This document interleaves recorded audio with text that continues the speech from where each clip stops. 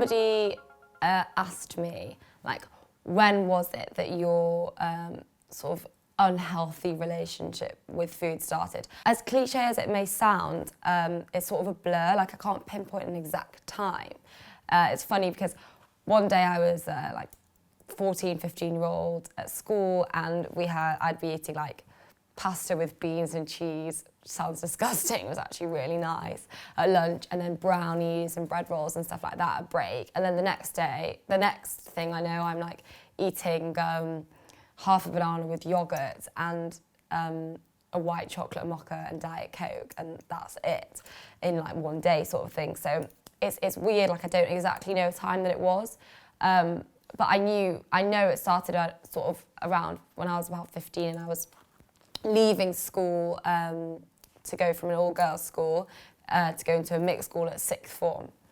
And I remember I started to, just one day, me and my best friend at my new school, let's call her Emma, one day we just like sort of just stopped sort of eating anything. It was strange. And I remember this point where I was rehearsing for a play at school, and I'd maybe been doing this like no eating thing for sort of like 4 days or something, and I'd just been like living off Diet Coke, and I texted my friend, I was like, oh my God, like all I can think about is food.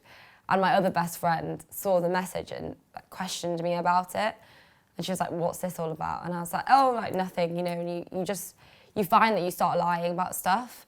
I would do things like, the worst I think was when, before I'd go to school, I'd sort of get some like Greek yogurt, put it in a bowl and like mess it around a bit and like crumple up some cereal and whatever to make it look like I'd had something when I actually hadn't. And I think when you start behaving like that, that's when you sort of start to recognise the fact that it's not actually okay what you're doing. You're not kind of skipping a couple of meals. You're actually actively making a decision to not eat anything and to lie about it because you know what you're doing is wrong and it's not right. And even though I said, oh, it sort of came from nowhere, it's also, I know it sort of didn't come from nowhere at the same time, because I know what was going on in my life at that time that may have affected it. And it was as simple, I think, as the fact that I'd just gone from going to an all-girls school to a mixed school. That sort of became an excuse for not eating anything. And then it just sort of spiraled, and it was always hard being at school when everyone else was eating around me, because I had my best friend, it was all right. It was a support, but it also wasn't a support. But it was actually quite painful seeing people eating things from literally like a salad to a chocolate cake. And I wanted to have all those things, and I like physically couldn't. Like sometimes I think, okay, like just go and have it, but I just couldn't. And you can't figure out why, but you just know you're doing it, and you just know that you can't stop doing it. I never got to a point where it was so horrendously bad that I'd have to be hospitalised or anything like that.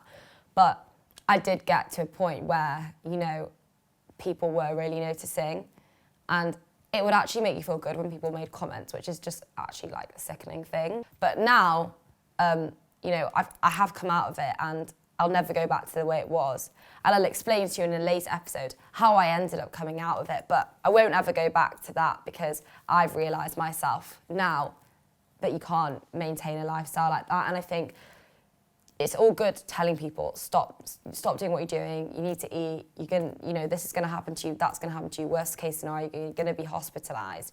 But until you're actually ready to do it yourself, then you're not gonna do it. So it's taken me like since I was 15 to come to terms with it and talk about it. But now like I feel very open to talk about it, and it doesn't upset me or anything like that to talk about it. It's just more that I want to tell my story and help other people.